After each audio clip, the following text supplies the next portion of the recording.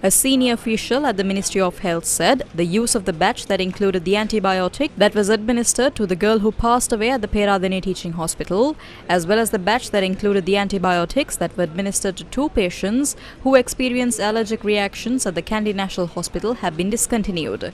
He also said that the condition of the 2 patients of the Kandy National Hospital were not severe. Chamodi Sandipani, who was administered with the same drug recently, passed away at the Peradeniya Teaching Hospital after suffering a severe allergic reaction. Minister of Health Keheliya Rambukwala yesterday said that the batch that included the antibiotic that was administered to Chamodi Sandipani was temporarily withdrawn from use.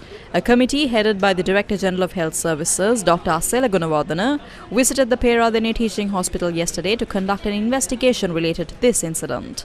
Thereafter, they convened a press conference in Kandy.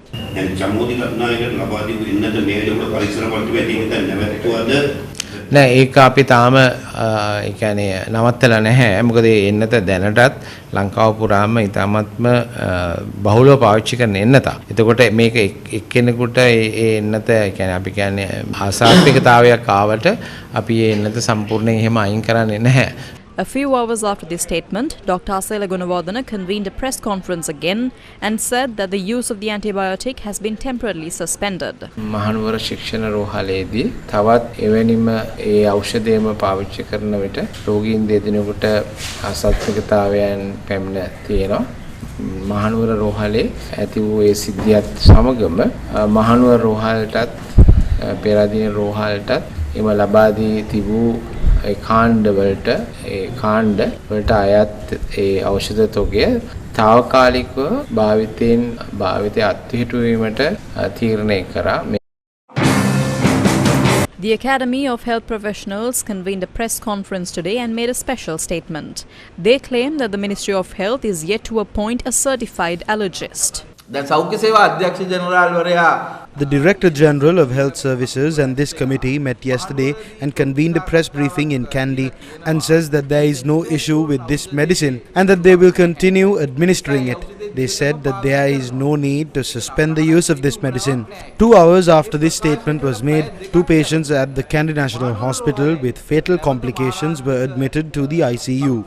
Only after they were admitted was the use of this medicine suspended. Who is auditing and deciding on the frequency of the permissible deaths that could occur when this drug is used? We challenge the Ministry of Health and everyone else to allow the people to lodge complaints regarding their issues.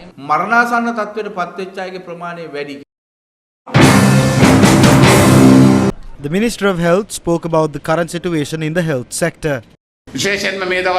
I am facing the most amount of challenges these days. I am responsible for the health of 22 million people in this country. I will definitely make a promise to all of you and we will fulfill our responsibility to the letter. I am not someone who is scared of challenges and runs away from these responsibilities. There was a time, but it is not like that anymore. We are ready to take on challenges and overcome them by providing the service that the people need. Meanwhile, the General Secretary of the Sri Lanka Porujana Peramuna said that issues in the health sector of the country could be a conspiracy. 1 week after Gotabaya Rajapaksa went home, without Sri Lanka receiving even a single dollar, the fuel queues disappeared, the power cuts were gone and the gas cylinders stopped exploding. How can something like this happen? Minister Keheliya, even today such a conspiracy is ongoing. Vaccines are poisoned, saline is poisoned and news is created daily. I propose to you that it must be thoroughly investigated as to if there is some sort of conspiracy at play. We must remember that there are state sector employees who want to destroy this country. They are not attacking you, they are attacking our country's national security. They are attacking our reputation in the international arena. We should not allow these to happen.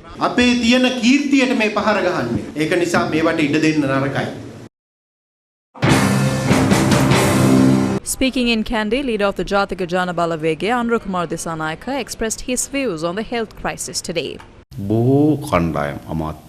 There is a reasonable suspicion whether certain ministers and officers bringing down substandard medicines in order to make a quick buck out of it. Therefore, the health minister should resign and they should conduct an independent investigation. They must pay compensation for the lives that were lost. I saw Keheliya Rambukwala saying that compensation can be paid to those who lost their sight. What is the compensation that can be paid to someone who lost his sight? They think that everything can be valued in money. They think that the worth of a person's life can be calculated in money. Therefore, these egoistic leaders who do not care about the lives of the people must be chased away. A no confidence should not only be brought against Keheli Rambukwella, but the entire government. එනිසා කෙහෙලි රම්බුක්කලට විතරක් නෙවෙයි විශ්වාස භංගයක් ගේන්න ඕන මේ ආණ්ඩුවට විශ්වාස භංගයක් කරනවා.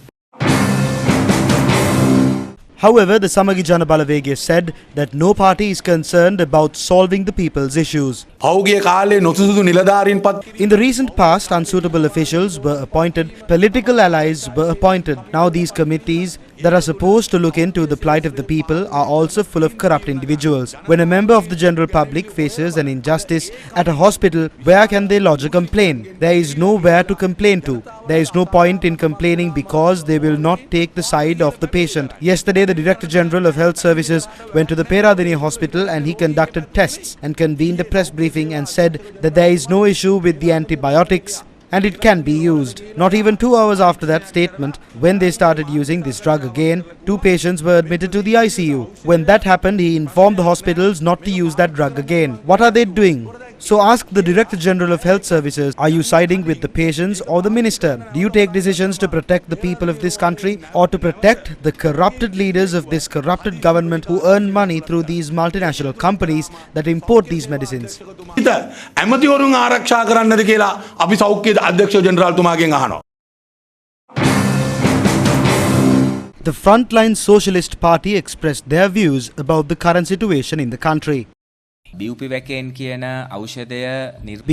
of the bupivacaine medicine, 2 deaths were reported. Because of the drug named propofol, another 2 deaths were reported. Another death was reported in the Ragama hospital due to the drug named amoxiclav. A 21-year-old girl of Kandy passed away from Cafriaxone drug poisoning. Bupivacaine and propofol are 2 unregistered drugs. So there is clearly an issue when it comes to bringing in these medicines. So these deaths were caused by the unregistered drugs brought down from India. So they can't say everyone dies. Some are allergic to certain medicines.